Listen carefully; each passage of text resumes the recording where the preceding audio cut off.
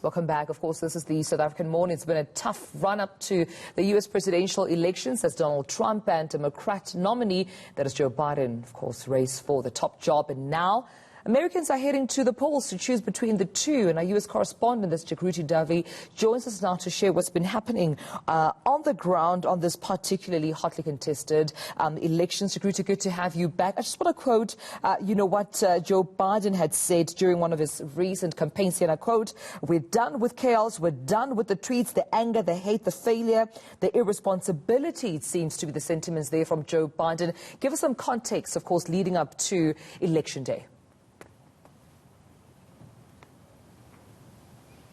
Yes, so Joe Biden has made his final pitch to voters, just as Donald Trump has. And Joe Biden has consistently attacked President Trump on several issues, the coronavirus pandemic being one of them, calling the president irresponsible. He's criticized the president, saying that he under his watch, citing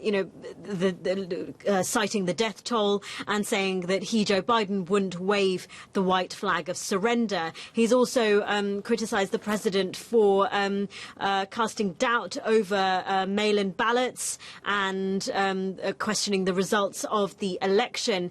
President Donald Trump, on his part, has also attacked his rival. He has criticized him, claiming that he would shut down the economy because of the coronavirus pandemic. He has tried to paint Joe Biden as a socialist at the whim of the left wing of his party. And both candidates, the gloves have been off in this race, and that has continued all the way to the very end until the last day of the election, November the 3rd, when the first polls have been in-person polls have been cast on Election Day, and so we're sort of really in the final stretch now. And then just obviously with this back and forth between the two presidential candidates and nominees, who's the most popular amongst the two so far, amongst the Americans?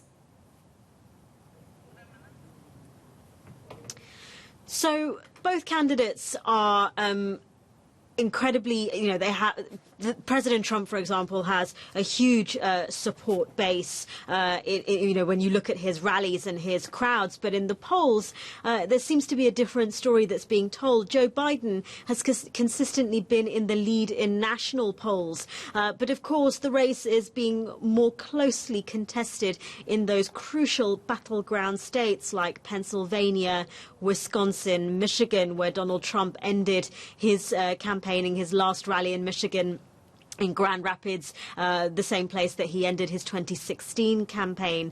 And Joe Biden has also spent a lot of time in Pennsylvania and in Sunbelt states like Florida. Kamala Harris has spent a lot of time in Texas.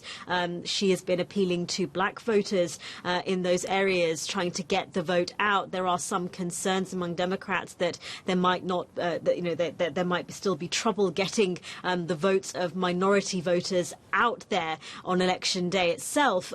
Remember, we talk about Election Day, but almost 100 million Americans have already cast their ballots. This is unprecedented, historic number of people who have cast ballots early, and there's an expectation, therefore, that there's going to be similar surge in in-person voting on Election Day itself. Yeah, and just talking about that, earlier on we had discussed the unrest. You've spoken to me about some of the businesses that have boarded up windows. But I'm seeing here reports, Jagruti, around, NBC News reporting that a new unscalable fence was actually planned around the White House, which I understand has been behind, growing layers of fortifications since the sum of anti-racism unrest there. This, I can assume, leading up to, Election Day. Just take me through perhaps how the tensions in the United States have been leading up to the 3rd of November.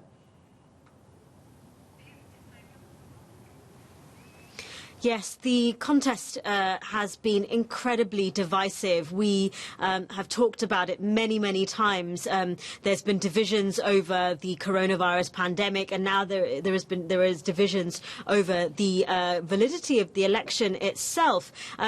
Donald Trump has been questioning mail-in ballots for a while now, claiming that they are subject to fraud, despite there being no independent study that shows there is widespread election fraud in the United United States. And now he is questioning the validity of those ballots that are received in states past November the 3rd. So states like Pennsylvania, which has been given permission to count those ballots for 3 days, as long as they're received 3 days after the election. President Trump saying that he's going to get his lawyers involved on the night of the election. He's saying that the results should be known on November the 3rd, even though historically the results are never really fully counted on election day itself. It takes a while for those votes to be counted, and with postal votes, the counting takes even longer. So we're unlikely to know the result of the election on November the 3rd itself.